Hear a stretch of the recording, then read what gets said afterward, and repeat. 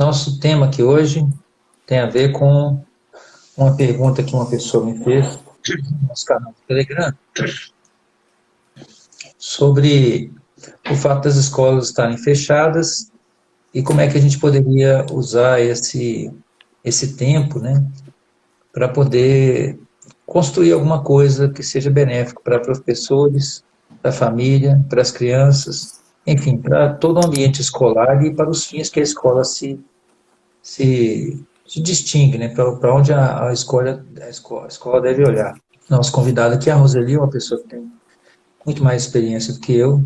Esse tema dá um valor para o pessoal. Boa noite, Décio. Boa noite a todos. Estou vendo um tanto de alunos aí, alunos. Eu gosto muito da escola, Décio. Tem mais de 30 anos que eu estou no ambiente escolar. Gosto muito mesmo. Então, Roseli, isso aqui. Puxar um pouquinho, o que você está vivendo aí dentro dessa realidade, porque você trabalha, né, com escolas, né, com alunos.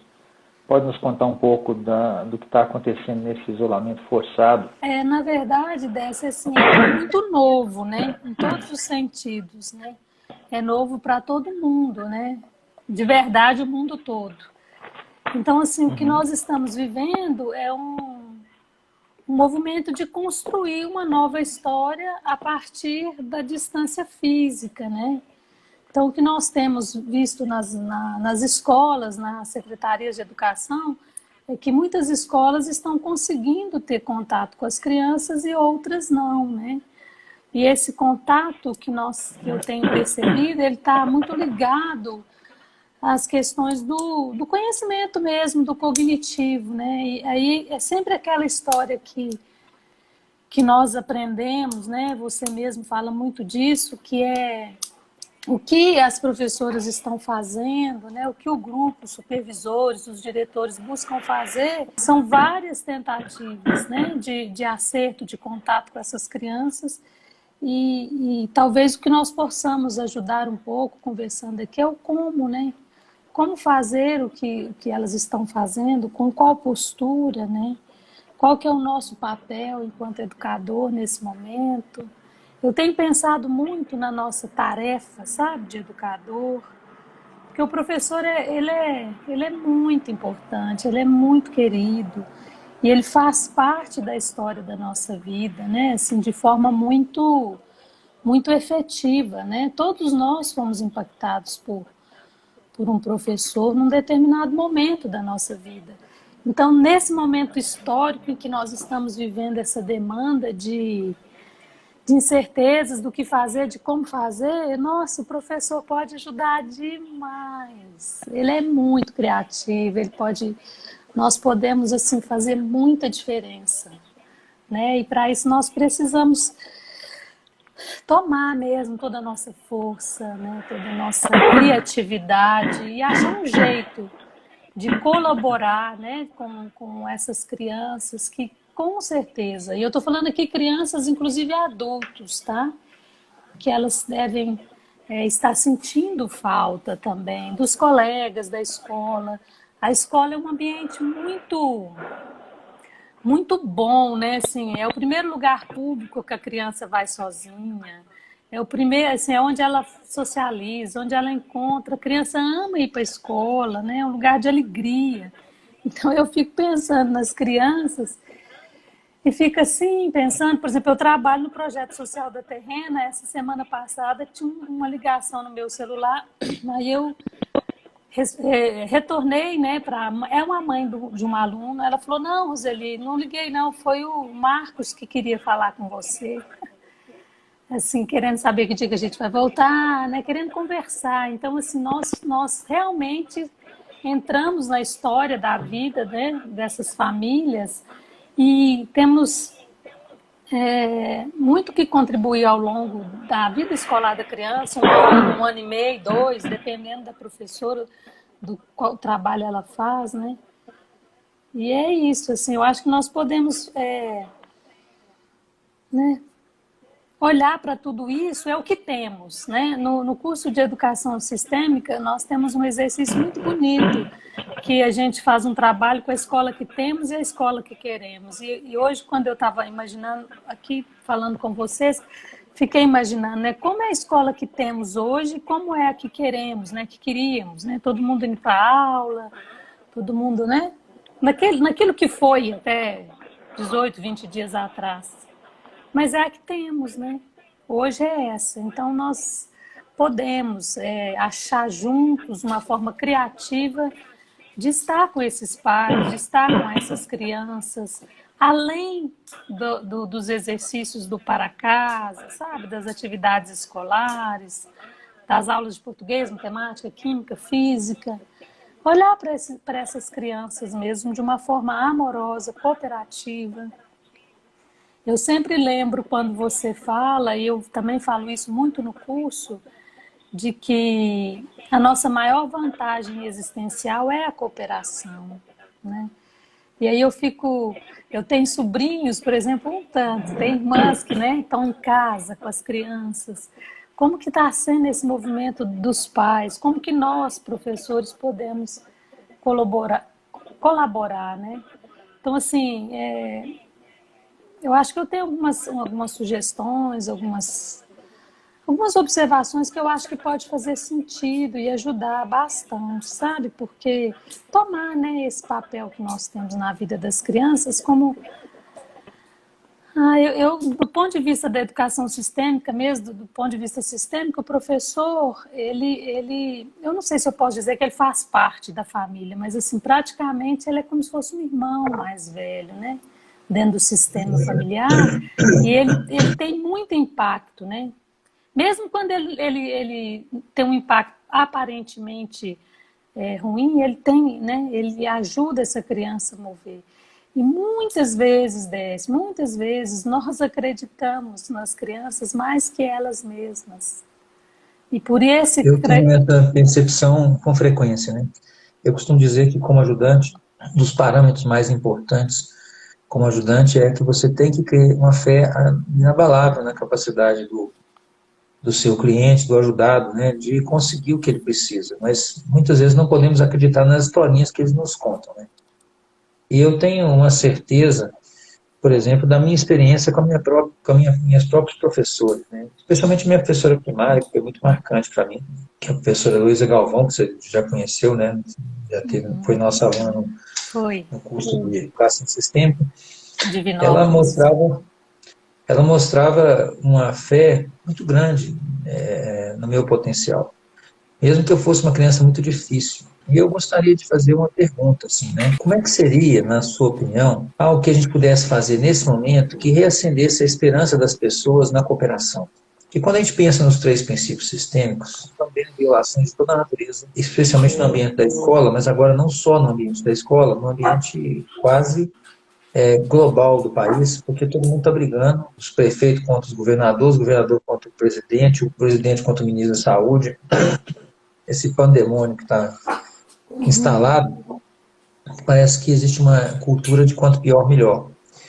E como é que a gente poderia, criativamente e ao mesmo tempo com uma postura sistêmica boa, restabelecer esse link de cooperação entre a família e a escola, aproveitando talvez desse ambiente, desse momento onde as pessoas estão mais recolhidas, onde talvez o discurso, o diálogo possa ser retomado sem a pressão do tempo no dia a dia, né? Já que as famílias estão presas, que tipo de coisa poderia ser feito para que os professores e a escola fossem mais ouvidos com o coração pela família e talvez vice-versa? Eu pensei aqui em umas 2 coisinhas para sugerir, né? A primeira seria aqueles que têm conhecimento da abordagem sistêmica poderiam gravar um exercício, aquele exercíciozinho das forças dos pais, que as crianças pegam a força dos pais, sabe? E transmitir esse exercício para seus próprios alunos, né? Porque seria uma oportunidade de dar uma mensagem muito clara que os professores respeitam os pais, e com esse tipo de mensagem também os pais se sentem mais conectados com os filhos e, claro, com isso eles apoiam mais a escola quando se sentem respeitados. E a segunda coisa, né, é que isso talvez tenha um efeito no sentido de restabelecer a ordem da criança com os próprios pais. e que talvez depois tenha um efeito colateral, benéfico, de também ter um efeito de ajudar as crianças a reconhecer essa ordem quando elas regressarem para a escola, quando essa quarentena toda acabar, né? Queria que você me dissesse se isso é possível. Por exemplo, como é que você imagina um exercício desse tipo? Como é que nós poderíamos ajudar as pessoas que estão nos ouvindo e talvez outras que não estão agora nos ouvindo dessa maneira? Olha, Décio, isso, quando você está falando sobre isso, eu vejo que é estreitar a relação entre os pais mesmo, né? E a criança, e olhar para ela. Isso é possível fazer com vídeos, né? O professor pode gravar, por exemplo, como que eu tenho feito com as crianças com quem eu trabalho? Através de vídeos mesmos, de ligar para elas, de conversar com elas e com os pais também. Então, essa dinâmica, por exemplo, dessa percepção da criança é super possível fazer, como eu estou fazendo aqui agora, olhando, né, para a câmera, imaginando essa criança e construir esse exercício, fazer esse exercício com ela e, a partir daí, começar a falar isso com os pais, né? Esse movimento, nós, professores, precisamos compreender uma coisa assim, muito bacana, que para mim, Décio, eu posso falar que foi uma coisa difícil de compreender, que é lidar com a tecnologia. E entender que ela agora está a nosso favor e que é possível estar com a criança, na casa da criança, mesmo sem estar fisicamente, através desse exercício, através de uma história que nós possamos contar para elas, né? De movimentos que nós possamos fazer do lado daqui, olhando para esse espaço que é esse iPhone ou, sei lá, o computador, e olhar de verdade para essa criança que está lá. Porque mesmo os professores que julgam não sentir falta, a gente sente falta da escola, sente falta da criança e também dos pais. Então, essa atividade com as crianças, com relação a tomar os pais dela, por exemplo, tem uma atividade que eu gosto muito e eu faço muito com as crianças, que eu chamo de história de vida. Eu começo a fazer uma entrevista com ela para conhecer mesmo a história dela, o canto da casa dela que ela mais gosta, o tempo de vida que ela teve que marcou mais. Então, assim, e a partir daí que elas possam retornar com vídeos também sobre isso e, de certa forma, envolvendo os pais, né? Deixando com que os avós também possam participar do vídeo, contando alguma coisa. Uma coisa muito bacana que eu fiz, que foi muito legal, que é o seguinte, tem os meninos que estão fazendo aniversário, né? E na escola a gente tem essa história de comemorar aniversário. Essa também é uma coisa bacana de dar esse viva a vida ao aniversariante e a partir daí agradecer a vida que vem de tão longe para eles, né? Não existe uma receita que seja certa, não, mas eu imagino mais ou menos o seguinte, uma vez eu fiz isso para um caso de uma empresa que eu estava trabalhando, onde havia uma necessidade de causar uma integração entre as diversas gerações por causa do processo de sucessão dessa empresa. E havia uma percepção dos donos de que nem todos os integrantes da outra geração conseguiam perceber isso. Essa empresa estava na terceira geração. Então eu fiz um workshop de integração de toda a família e eu pedi aos pequenininhos que gravassem um documentário contando a história de como é que a empresa veio a existir. E o que foi interessante foi que eles se organizaram em times lá e se viraram, gravaram isso com o WhatsApp, e aí depois um outro foi lá e editou aquela coisa toda, e virou uma narrativa. Eu acho que se as crianças pudessem gravar isso, estou vendo aqui algumas pessoas falando assim, minha pessoa que não tem internet, olha, hoje em dia, vou te contar uma coisa, é muito difícil uma pessoa que não tem um celular, que tem pelo menos uma câmera, para tirar umas fotos, entendeu? E que não dê conta nem sequer de gravar alguma coisa. Os mais antigos celulares ainda tinham gravador de voz. Então, a pessoa pode tirar foto, ela pode tirar foto de foto, ela pode tirar foto das pessoas, ela pode gravar, ela pode construir uma narrativa que seja a história da família dela. Por exemplo, digamos que seja dos bisavós ou dos avós, onde ele vai começar, mas se ele conseguir contar essa história e apresentar isso de alguma forma, isso já em si já gera uma conexão. Muitas vezes eles vão ficar sabendo de tios que morreram cedo, que eles não sabiam. histórias que eles sequer suspeitavam que existiam. Como é que o vovô casou com a vovó, sei lá, se casou também, tá? Mas o fato é aquela história que eu contei para vocês uma vez, né? Eu tive uma vez uma cliente que teve um filho com um sujeito e ela já era bem velhinha e ela tive muitos problemas com esse filho. E eu lembro que, num determinado momento do trabalho, eu disse para ela, bom, então quando a senhora se deitou com o pai do seu filho, e essa velhinha que devia ter uns 80 e talvez mais anos, disse para mim assim, não, meu filho, não foi deitada, não, foi em pé no caminhãozinho mesmo. E, e Ai, desde então gente. eu parei de falar em deitar, entendeu? E que o fato é que a vida chega para nós como ela chega. E a criança precisa ter acesso a essa história, porque isso muda completamente o significado das coisas, quando a pessoa compreende que ela pode tomar a realidade tal como a realidade é. E acho que se a criança pode produzir isso, e vai ser um para casa, um dever de casa que as crianças vão amar fazer, tenho Tem muitas certeza. fotos, né? É, Nas casas tem muita foto. É uma coisa bacana. Com os meninos que nós fazemos, assim, eles chegam de ter a primeira roupinha que ele vestiu, um cachinho do cabelo, entendeu? Conta com quem foi criada, aqui sem julgamento, sem, sabe? Do jeito que foi, é muito bacana. E há um entusiasmo que envolve a família toda para construir essa história para que a criança possa apresentar. Então, se eu tenho 25 alunos, eu vou ter 25 vídeos disponíveis para que todos possam assistir e conhecer. Existe um marco desse, e todos vocês que estão nos ouvindo, antes e depois de conhecer a história da criança. Isso faz uma diferença muito grande na vida delas, muito grande mesmo. Ó, essa semana eu trabalho numa empresa e essa empresa está com o movimento de fazer umas doações, né? De fazer doações para as pessoas que estão com mais necessidade nesse momento. Na cidade onde eu moro é uma cidade pequena, isso é super possível de fazer. Então, as crianças, eu gravei um vídeo para elas que elas vão ter acesso amanhã, que elas vão estar escrevendo uma carta para essas pessoas com a ajuda dos pais. E aqui nós temos crianças de 6 anos até 14 anos, né, dentro desse projeto. O que ela escreveria para essa pessoa que nesse momento se sente, do ponto de vista financeiro, perdeu o emprego, não está sem condição? O que ela poderia escrever naquela carta a mais, né? Então, assim, também é uma boa sugestão que, assim, eu tenho visto, Décio, que as crianças são muito cooperativas, muito solistas, e os pais, quando estão envolvidos no processo da atividade que nós propomos enquanto professor, a criança, ela faz com muita alegria, e isso muda, né?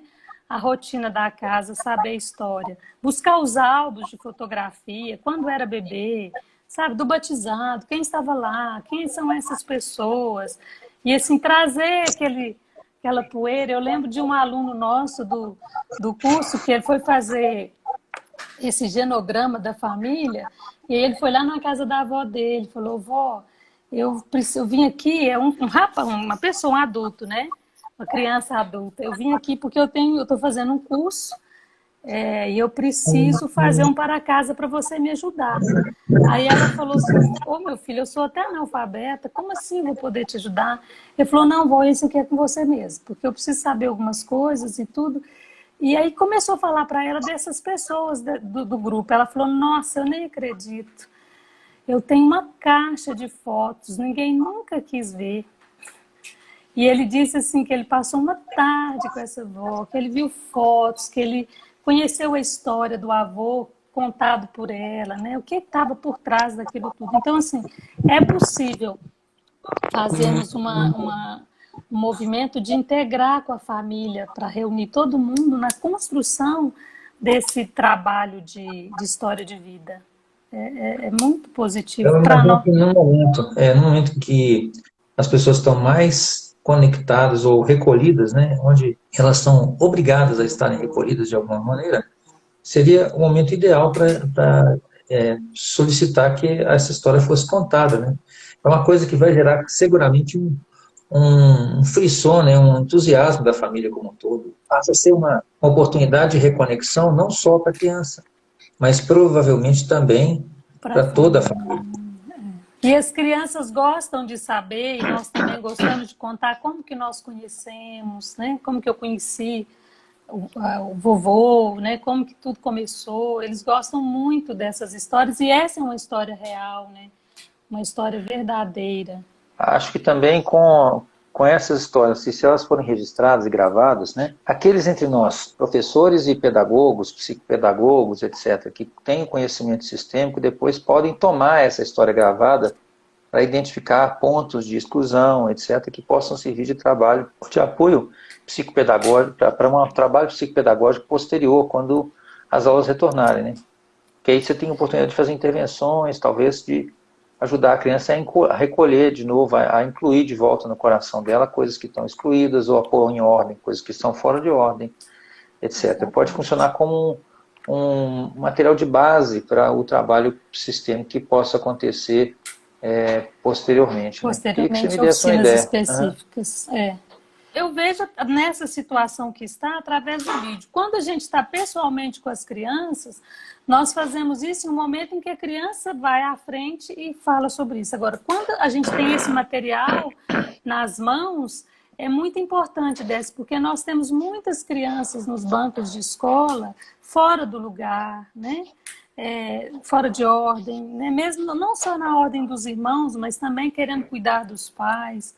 E temos também muita exclusão, né? Então, quando as crianças quando elas vão fazer esse trabalho, mesmo que se elas não têm fotos, né, que ela possa imaginar e desenhar, quando elas levam esses trabalhos, é super bonito e possível ver como que a criança se sente inteira. E eu quero até, assim, eu posso sugerir para vocês, tem uma história muito bacana, que é A Fonte e o Buraquinho Exigente, que é uma história de literatura infanto e juvenil, que eu e a Wilma escrevemos junto. Que está na Amazon, esse livro está na Amazon disponível para você comprar.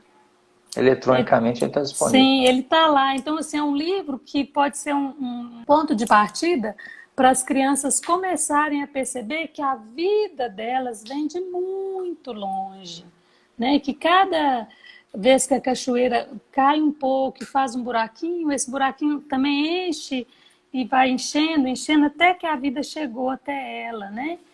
E às vezes existe no meio do caminho algumas crianças que querem, que queria que fosse diferente, né? Que queria que a fonte trouxesse para ela só água limpa, que trouxesse nada de coronavírus, entendeu? Tudo assim do jeito que tinha que ser, para que ela acha que seria ideal, mas não é. Às vezes cai alguma coisa na nossa vida que a gente precisa lidar com ela daquela forma e tomar a vida com toda a força do jeito que ela é. O livro, o pessoal está perguntando aí o nome do livro, é A Fonte e o Buraquinho Exigente. Ele está disponível na Amazon, tá? Se não está na Amazon.com.br, deve estar na Amazon.com, que é a loja americana. Se você tiver um Kindle, um computador, você consegue baixar e lê-lo, tá? Nós colocamos o preço mínimo lá para que fosse possível ter acesso, todo mundo pudesse ter acesso, né, como ferramenta psicopedagógica.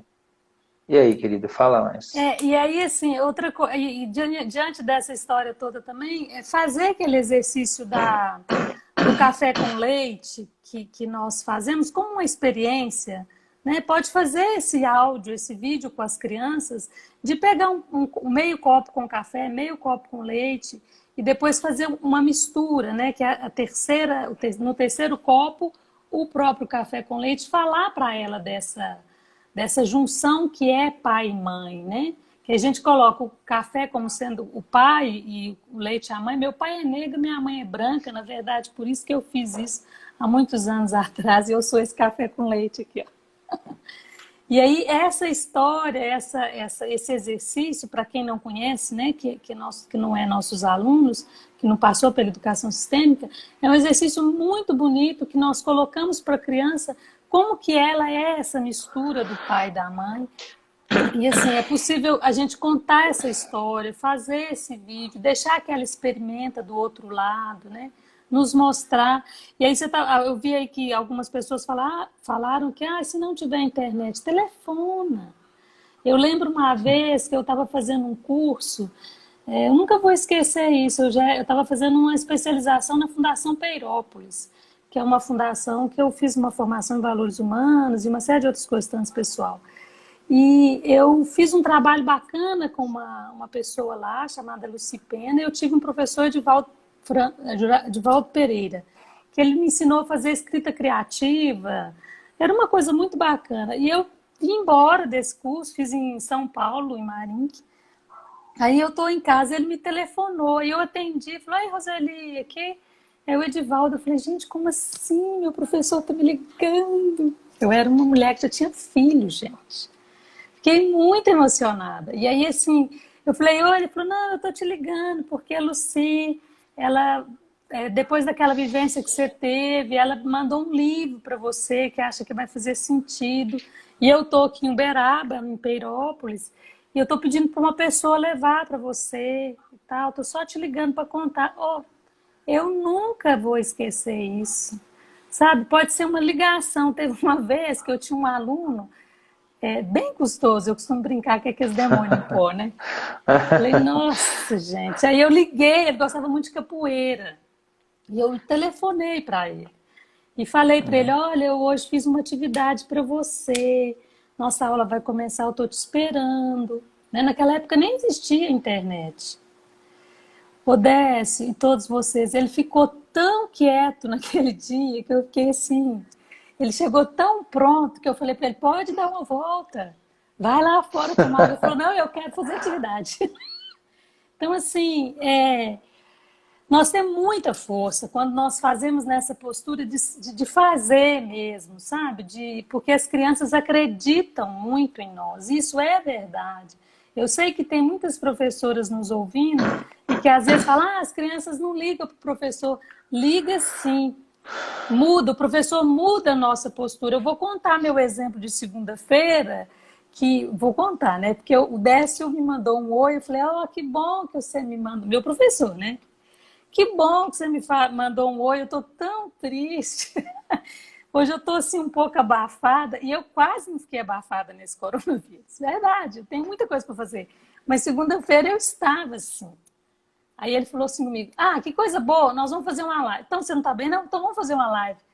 Eu falei: "Gente, eu tô arrasada." E assim, desde segunda que meu coração se encheu, sabe? Falei: "O que eu posso falar para essas pessoas?" Então, assim, um professor pode sim mudar a nossa vida. Eu sempre lembro de uma historinha que o efeito do professor na vida da criança, a criança, quando ela acredita no professor, ela acredita mesmo. Então, é aquilo que você fala: a professora tem tanta fé na gente, o professor acredita tanto em nós, que você faz isso comigo mesmo. Você acredita tanto em mim que às vezes eu falo: "Gente, eu devo ser boa." Entende o que eu Bom, quero dizer? algumas, Aí, algumas pessoas estão perguntando aí, ó, nesse meio do caminho, só para eu poder manter a enxergo. coisa aqui, né? Estão perguntando, primeiro, quem é o autor do livro. O autor do livro é a Roseli, E a né? Wilma, nós E, duas. e outras pessoas estão pedindo que a gente podia fazer vídeos. Esses vídeos já existem no canal e do YouTube do ILESV, né? Então já está lá disponível vídeos onde tem descrições nossas sobre as leis sistêmicas e etc. O canal está cheio de vídeos, nós devemos ter uns 300 vídeos ou mais disponíveis. Eles são todos centrados em questões práticas, né? As pessoas podem acessar o YouTube, que esses vídeos estão disponíveis. Outra possibilidade é manter contato aqui no canal do IDESV, no outro nosso canal do Instagram, que se chama Inteligência Underline Sistêmica, né, para que nós vamos procurar manter a alimentação desses canais com conteúdo tanto quanto nos for possível, né? E é assim que vocês vão poder ter acesso. Mas você estava dizendo, minha querida, pode continuar. Que aí tem uma história que é muito bacana, assim, sobre o efeito do professor na vida da criança, que a criança foi para a escola, a mãe muito apegada à criança, foi ensinar as tarefas e tudo. Ela falou: "Mamãe, não é assim, minha professora falou que não faz assim." Aí a mãe falava: "Não, filha, é assim." Ela falou: "Não, a professora falou que não é assim." Aí tudo que a mãe falava, a criança falava: "Mamãe, a professora falou que não é assim que nós fazemos." Aí foi nesse movimento de valorizar a professora. E a mãe, muito jovem, achou aquilo assim uma canseira, e um dia encontrou a professora na praça de uma cidade, bêbada, em cima de um carro, dançando, e ela falou, hoje eu acabo com essa professora, porque não tem condição. Aí quando ela chega e fala para a vem cá para você ver, olha lá quem está lá, olha lá quem está daquele jeito. Aí a criança olhou para a professora e falou, mamãe, eu nunca imaginava que a minha professora tinha uma irmã gêmea. Né? Tipo assim, ela não pode, porque elas criam essa ideia de que a professora ela é perfeita, né? E tem desse um exercício que nós fazemos, esse exercício me emociona muito no curso, que ele tem vários representantes, né? Dentro do curso da educação sistêmica nós trabalhamos com representações, então eu represento a escola, né? Então nesse exercício nós temos representante do governo, representante da escola, representante da sociedade, representante para os pais, representante para os professores e alunos. E é muito interessante porque são diversos grupos, né, que são 8 pessoas, então ali nós temos 3, 4, 5 grupos. E no grupo em que o professor, porque assim, aí a escola quer cobrar do governo, aí começa a dar confusão nas representações, né? E tem grupos em que o representante do professor olha para o aluno. E, assim, muda tudo, né? Tudo, muda tudo. Então, assim, eu fico emocionada de ver, repetindo, desde 2015, que eu rodo com esse exercício, assim, sempre esse movimento. Quando o professor não desiste do aluno, todas as outras pessoas com o tempo, até às vezes a escola cai, né? E o professor tenta fazer alguma coisa, mas como ele não consegue, ele olha para o aluno. E a partir desse movimento, começa a ressurgir uma série de coisas, né? Então, se nesse momento, por exemplo, quando nós olharmos, além da situação do coronavírus, do isolamento, e olhar para essa criança que você começou o ano com ela aí, em fevereiro, né? Não importando se ela é adulta, tá? Eu estou, por exemplo, aqui com, né, sobrinhos adultos, minha filha mesmo está na universidade, então assim, olhando para essas crianças, como você olhou para mim segunda-feira, né, me colocou um up para fazer algo, sabe? Então assim, essa criança, ela é possível, muda tudo, né? Agora, nos grupos em que o professor desiste da criança, aí também, assim, a gente vê que a criança fica completamente só, né? E nesse Eu acho movimento... que ele desiste de si mesmo, sabe? Eu tenho algo a dizer nesse sentido, que talvez ajude. No IDES, nós temos, num dos modos de treinamento em constelações, nós temos um exercício que chama exercício da boa percepção. E é um exercício onde você tem que ficar vazio diante de outra pessoa e deixar que aquilo que emana do sistema dela te atravesse e te toque. É um exercício de percepção. A gente chama de boa percepção porque é um exercício que tem que permitir que algo atravesse o cliente e chegue até você, né? Mas muitas vezes esse exercício fica difícil porque a própria pessoa está tão desconectada do seu próprio sistema que ela não confia na sua própria família e naquilo que trouxe ela até aqui, naquilo que, na fundo, é a vida que trouxe ela até esse momento, né? E eu digo que nesse momento o ajudante tem que funcionar como uma ponte entre essa pessoa e o seu próprio sistema. Você tem que funcionar como algo que sustenta essa conexão até que a pessoa mesma faça essa conexão. E quando você fala que o professor precisa ter essa fé, né, essa confiança na criança, eu acho que nesse momento o professor faz essa conexão.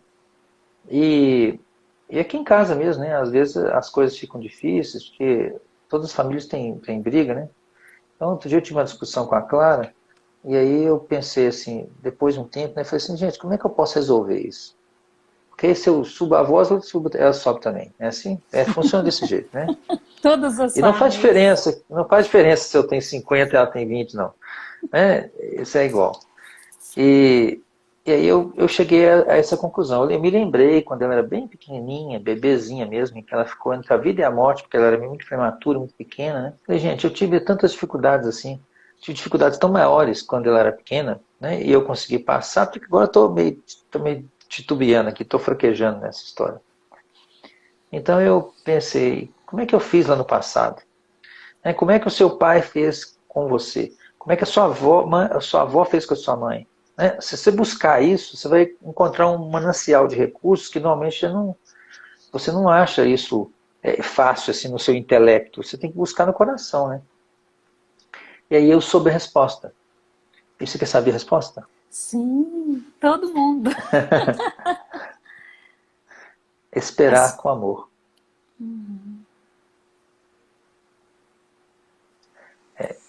Esperar com amor tem um poder muito grande. E eu acho que nesse momento que nós temos que ficar recolhido, né? Eu fico emocionado de dizer que essa é a resposta talvez para muitas coisas. No momento em que as pessoas estão tão conflitantes, brigando, sabe assim, brigando umas com as outras, os governantes em conflito, talvez a gente só possa esperar com amor. O Bert Hellinger fala num determinado momento na vida dele, como é que foi a situação quando o pai dele chegou em casa, e ele tinha acho que 10, 12 anos, não sei, ele era criança, e o pai dele disse, Hitler é chanceler. Então o pai dele tinha uma noção muito clara dos malefícios que o nazismo ia criar, né? E então alguém pergunta para ele, mas como é que a gente faz, Beto, numa situação assim, onde a gente vê que a gente está cercado de coisas que só nos tiram do centro, só nos fazem atuar contra uns dos outros, brigar com os outros, etc., que parece que o mal vai predominar de todas as formas. Então ele fala assim, às vezes, do mal, a única forma de vencê-lo que nós temos é nos afastar com amor.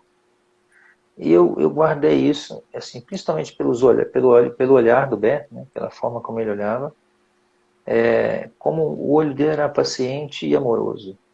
Então, às vezes, o que nos resta nessa situação é, muitas vezes, ainda mais nessa quarentena, esperar com amor. Que bonito. Eu gosto de falar do curso, né? E assim, você me fez lembrar que no curso também tem um exercício muito bonito, que é assim, você representante do professor, diante de um aluno seu 20 anos à frente, né? Então, eu hoje estava imaginando assim, como que vão estar esses nossos alunos, né, de 2020 em 2040? Como que vai ser a lembrança dele com relação a eu que sou professora deles? Que eu impactei eles nesse momento? E assim, eu sou fã do professor, sabe, Décia? Eu sou professora, né? Eu vivi em escola, minha mãe é professora, minhas irmãs são professoras. E assim, nem se o professor quiser, ele me engana que ele não gosta do menino, entendeu?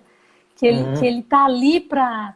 O professor, ele é criativo demais, assim, ele muda cada vez que muda alguma coisa, ele fala, não, aonde que tá que eu quero fazer a diferença? Porque parece que nós temos nessa coisa da educação uma missão, não sei nem se eu posso falar isso, porque depois pode até ficar parecendo meio sacerdotal, mas assim, uma tarefa mesmo, vocacionada, né? Então, assim, só de imaginar isso, vocês podem imaginar, imagina essa criança que está lá na casa dela hoje e que você conta uma história para ela, liga para ela, esquece o dever, essa parte vocês já estão fazendo, essa coisa de matemática, português, mas liga para ela, pergunta como que você está. Fiquei sabendo que ontem foi seu aniversário. Tô ligando para te dar os parabéns. Tô falando para sentir tô sentindo falta de você. Aqui em casa também, ó. Sabe? Se dedicar nas 4 horas, 5, 6 que você estaria na escola, para olhar para essa criança, né? E qual que vai ser o impacto disso, né? Esse encontro que eu tive com o professor Edivaldo, já faz quase 30 anos. Eu nunca esqueci esse telefonema. Né? Então, assim, são coisas que nós podemos fazer e é muito interessante que assim, a gente precisa fazer isso com muito respeito aos pais também, né? Entrar na casa deles de forma muito respeitosa, porque aqui nós não estamos querendo ensinar os pais, né? Eu outro dia escutei uma professora falar, agora eu quero ver como é que o pai dessa criança vai fazer com ele. Ele vai ver, falava que ele era custoso, ele não acreditava, né? Já deu para ele ver que né? Vai lá, essa criança te escuta também, né?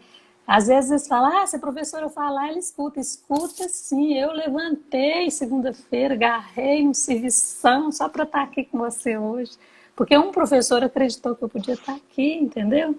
Então, assim, é possível, viu? A gente precisa... E, assim, esse passo atrás, né, que você falou, eu sempre, assim, quando, sabe, quando está no conflito, eu gosto de, sabe, esse aguardar com amor, assim, parece que a gente vê com mais amplitude a situação, né?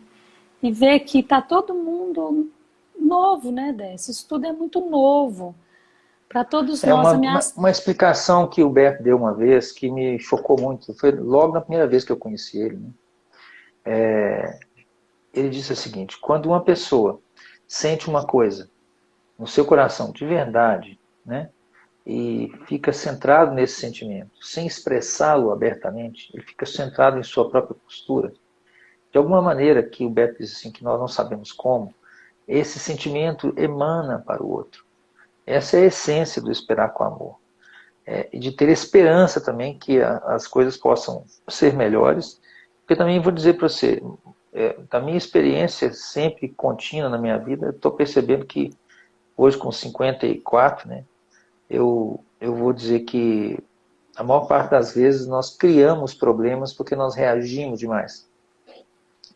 Ou nós hiperreagimos. Né? E com isso nós transformamos uma situação que talvez se resolvesse com nenhuma intervenção, ou com pouquíssima intervenção, nós transformamos isso numa coisa muito grande e que depois de um certo tempo tende a se voltar contra nós. Né? E esse movimento, né, esse guardar com amor, ele é uma postura muito poderosa. E ter fé na pessoa e criar, como eu disse, criar aquela ponte, né, entre a conexão da pessoa que não está confiando em si, a criança está tímida, insegura, com medo, com raiva, desconectada, frustrada, etc. Quando nós que somos professores, fazemos essa ponte de enxergar atrás dela a sua conexão com o seu background, com a sua família, e sustentamos essa sensação de que ela está conectada, que ela não está sozinha, que ela tem recursos, com o tempo a própria pessoa faz essa conexão. E aí quando ela faz a conexão, nós podemos nos retirar e deixar ela com os seus próprios recursos, e isso é muito poderoso. Acreditar que, como eu sinto até hoje o olhar da minha professora, que eu era muito pintão, né? muito agitado, e eu era criança difícil, mas ela acreditou em mim. Porque ela acreditou em mim, eu fui o primeiro a aprender a ler, eu fui o primeiro a fazer uma redação na sala de aula, mas eu era terrível, entendeu? Porque eu era terrível. Ai, Mas ela acreditou em mim e isso fez toda a diferença. E eu acho que todos os professores que acreditam nas crianças fazem uma tremenda diferença. Não hoje só, mas como exercício, né, que nós fizemos lá, também daqui a 20 anos. É assim, acreditando nas crianças, que nós vamos construir um país diferente, uma sociedade diferente. E eu queria complementar com uma questão assim, também de fazer essa ponte com os pais, sabe, Décio? Das crianças. Nesse momento também, nas reuniões de pais, a gente tem muito isso, né? Onde eu trabalho, assim, de também conseguir, sabe, ajudar eles nesse momento, porque assim, gente, pais com o menino na escola é uma coisa, pais com os meninos em casa, uma semana, 2 semanas, eles devem estar também, assim, nesse movimento de, se a gente conseguir olhar para esses pais com amor e assim, ajudar eles de forma complementar só, né? Não é substituir nada. Fazer um pouquinho que seja com essa criança, eles também ficam muito bem. E uma outra coisa que eu observei, que eu fiz com a minha equipe, eu trabalho com uma equipe de 15 pessoas, é assim, como que o supervisor também, eu acredito que aí nós podemos ter supervisores, diretores escolar, como que o meu encontro com as professoras, as estagiárias, auxiliares de serviços, né? Todas, né? Foi importante nesse momento de olhar para elas nesse tempo. Vamos fazer um Zoom aqui, vamos reunir todo mundo, vamos conversar, vamos assistir o mesmo filme, vamos ler o mesmo texto, vamos fazer um debate. E foi muito bacana, porque tem uma moça no grupo que falou: eu não estou entendendo nada, isso não entra na minha cabeça. E eu estava falando sobre educação sistêmica, porque ela trabalha com a gente na cozinha, fazendo lanche para as crianças, e ela é muito amorosa, muito generosa. E aí, daí a pouco, ela falou: nossa, eu andei dando uns conselhos para minha irmã, eu andei fazendo uma série de coisas. Então, assim, como que esse olhar nosso de supervisor com os nossos professores também pode ajudar eles, né? Como sendo não sei se eu posso dizer aluno, mas assim, aqueles que estão com a gente, onde eu exerço uma liderança e uma autonomia de ajudar. E aí nós podemos também ajudar esses professores que de verdade, Décio, já lavaram o quintal, já lavaram roupa, já fizeram uma série de coisas nessa quarentena e não, sabe? E cadê as crianças? E mesmo que tem filhos, e mesmo que tem, eles também estão precisando das lideranças, supervisor, diretor da escola, orientador educacional, que Então possa talvez fazer... seja a hora do diretor, do supervisor, também olhar com amor para os professores, não é? Sim, sabe? Porque se... Eu gostaria de fechar, porque nós estamos agora no nosso tempo, tá? E dizer uma coisa interessante. Tinha uma pergunta aí, Roseli, que uma pessoa fez, e os professores estão com medo de ser substituídos pela educação à distância. E eu quero dizer para essa pessoa, que eu não vi quem é que perguntou, mas eu acho que é uma pergunta pertinente, porque a entrada da tecnologia vai realmente alterar a forma como a escola funciona. Mas uma coisa interessante é o seguinte, a educação à distância vai, com certeza, esse conteúdo que nós estamos fazendo aqui vai ser gravado, depois vai ser disponibilizado no YouTube, em outros locais, né? Vai ficar gravado aí na live também, durante um tempo, né? 24 horas fica aí disponível. Mas esse é só um conteúdo, né? Então, assim, eu costumo dizer que a estrutura da escola, a estrutura da evolução da escola vai caminhar por 4 fases. A primeira é só conteúdo. A segunda é interação. E na interação é impossível que isso seja substituído por uma máquina. Ninguém interage com o ser humano. A postura não é tratável por uma inteligência artificial. Esperar com amor, o computador não pode fazer, né? Então, mais do que nunca, se nós temos receio de que o professor vai ser substituído pela EAD, né? Então é mais ainda que os professores precisam incorporar essa visão sistêmica para que eles se tornem insubstituíveis mais uma vez e a gente só incorpore uma tecnologia que facilita a nossa vida, talvez diminui um pouco a quantidade de repetição na vida do professor, porque tem que dar aquela mesma aula, né? Ele não vai ter que fazer isso, e aumente o nível da interação prazerosa que a gente pode ter com os alunos. Muito obrigado, Roseli. Muito obrigado a vocês que estão nos assistindo. Nós vamos deixar aí a live gravada para todos vocês e depois vamos passar isso para o nosso canal lá do Ideias no YouTube. Roseli, uma boa noite, muito obrigado, meu amor. Só quero dizer o seguinte, que pode parecer difícil, sabe, fazer essas coisas, mas nós somos professores e a gente veio para fazer a diferença. Nós somos um grupo muito grande, a gente dá conta disso. Olá, querida. Um beijo. Tudo de bom, obrigada a todos que estão aí, eu também gosto muito. Um beijo, Wilma, eu vi que você está aí, beijo para todos. Tchau. Tchau, tchau.